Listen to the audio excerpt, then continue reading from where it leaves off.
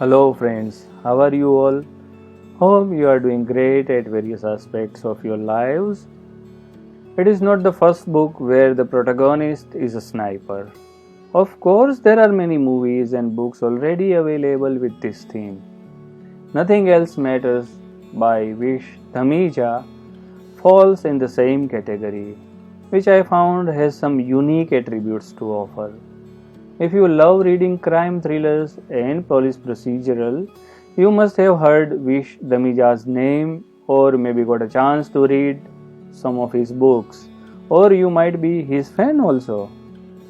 I found this book at a very competitive rate during a book promotion and bought it.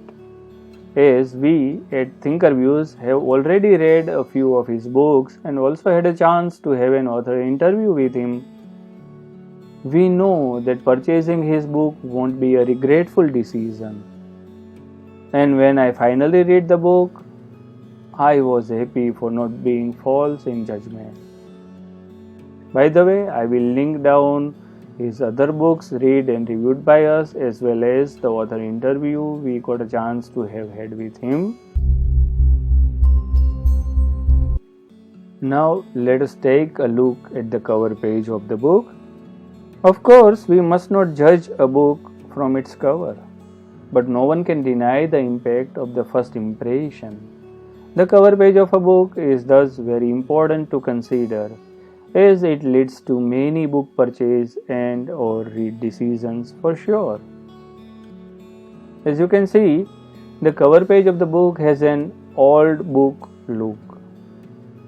A lady seen from the telescope of a sniper rifle below the title of the book, where you read the story within. When you read the story within, you will be able to connect these elements to the book, and thus it is 100% faithful to the story. The use of yellow shades for the background and green for the title looks a little dull. The cover page could have been more impactful if you used a better color combination instead. Now let us take a bird's eye view of the book plot. The book explores the fictional story of an assassin, Hira, a nickname given to him by his recruiter by considering him as one of his gems, as Hira means diamond. Babaji is the man who recruited him into his gang, and he hadn't seen Babaji since then, but he knew that whatever is shown in the films, entry to the underworld is always a one-way journey. You cannot come back to the society to live a normal life. You remain always under observation, at least in Babaji's case. And if you are found moving even a slight from the line, not only others are waiting to take your place, but are ordered to kill you too.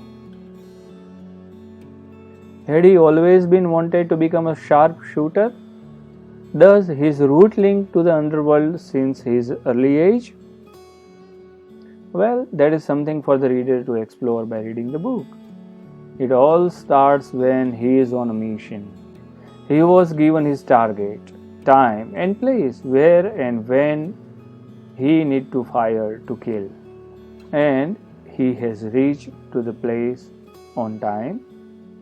Everything was going as per the plan, and his target has shown up quite on time. He took his aim and he was about to fire when he had seen someone along with his target. Who was she? And why her appearance matter, if it does? Or nothing else matters to him than completing his job and slip away, as he is doing since years. When witness unfolding of the events, the reader meets Anurag Agnihotri, Hira, Aram Pratap, Diksha Singh, Love, Kush, Zoya, Tony Fernandez, Aftab Merchant, Deshpande, Babaji, Kailash Rai Thakur, Veena, and other characters. Now let me share my views and reviews for this book. The entire book is narrated in the first person. It gives the book a feel of authenticity. When you hear the story from one of the characters of the same, it creates a positive impact about the book. As mentioned earlier, the protagonist or the antagonist is a sniper who talks about his profession in a manner like a doctor or an engineer or an accountant talk about his or her profession. It really leads to an interesting reading experience. The initial chapters of the book explore a lot of information about snipers and their lives, especially those who are working on the wrong side of the law.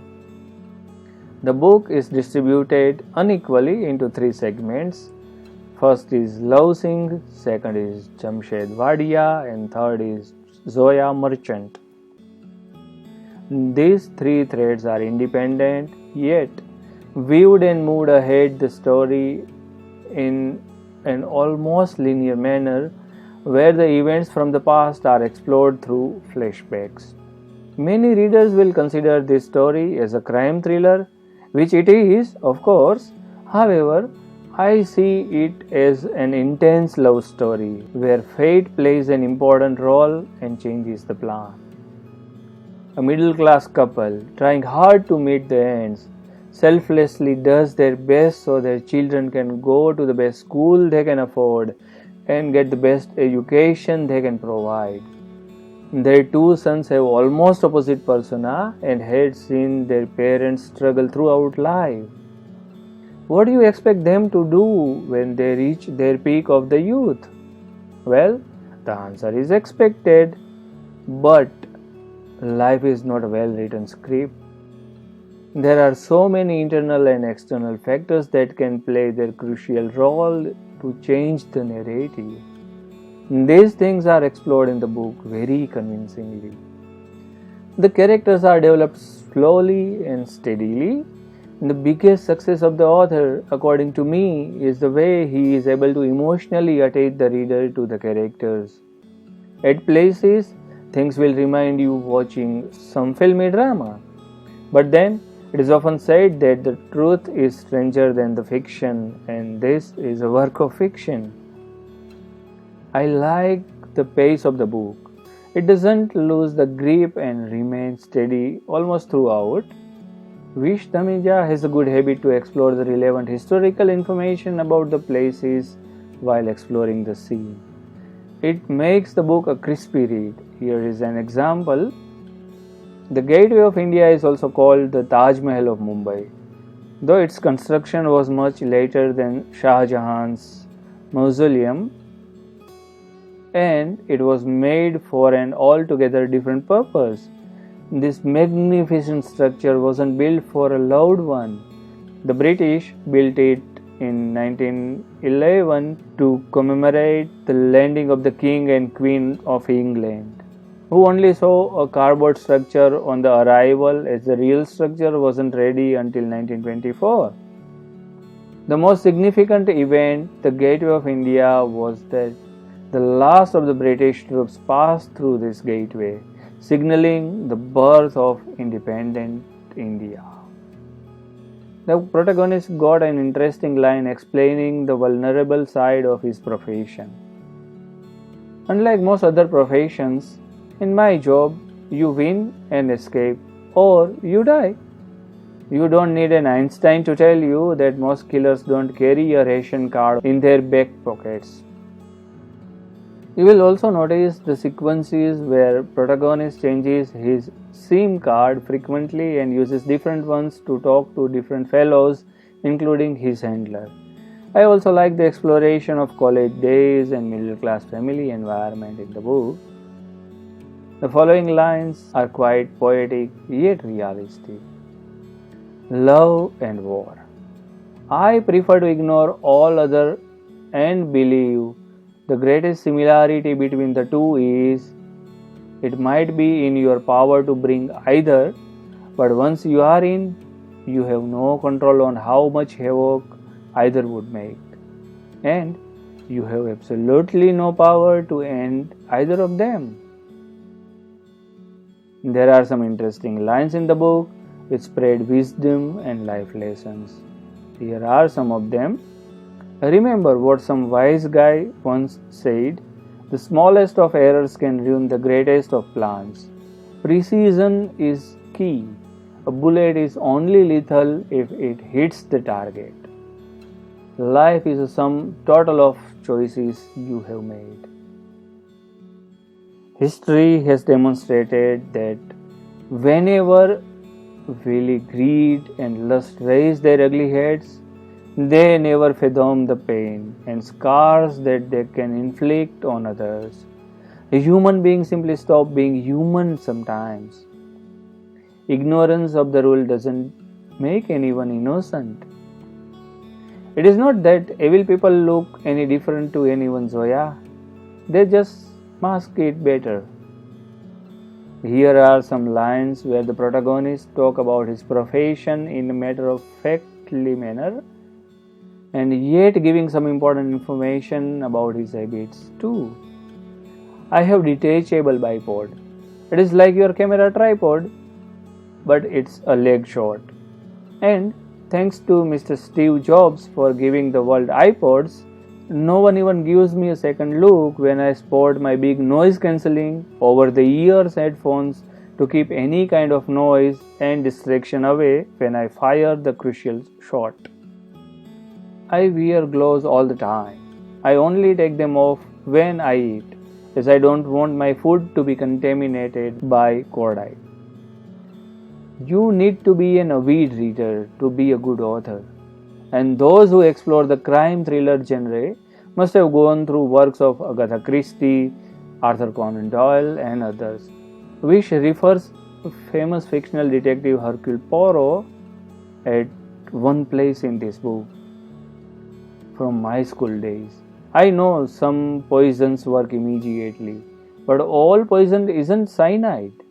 Some could be administered to kill hours later, like the ones Poirot always ferreted out in Agatha Christie mystery novels. Here are few other lines in the book that I found interesting. Deshpande's reacting the section number or criminal code made as much sense to love as exhibiting a Picasso to a blind dog.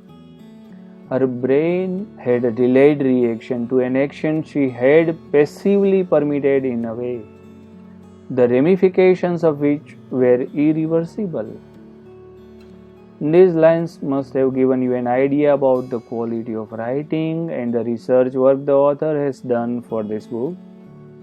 There are some more such segments I wanted to include, but had to resist myself to keep the spoilers at the bay as far as possible. The author has used words like introverted where he could have used better alternatives, but overall, the book is good at linguistics. The current generation might find some stuff less interesting, though. So, in summary, I can say overall a small, filmy thriller which you will surely enjoy reading.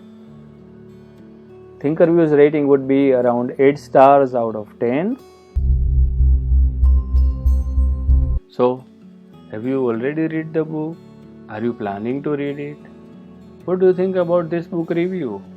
Do you find it helpful in deciding whether to go for the book or not? Please do share your genuine remarks via comments below. If you have enjoyed listening to the review, please hit the like button and do not forget to share it with your friends and other fellows whom you think such reviews interest more. Till we meet with our next podcast, bye bye, take care, namaskar.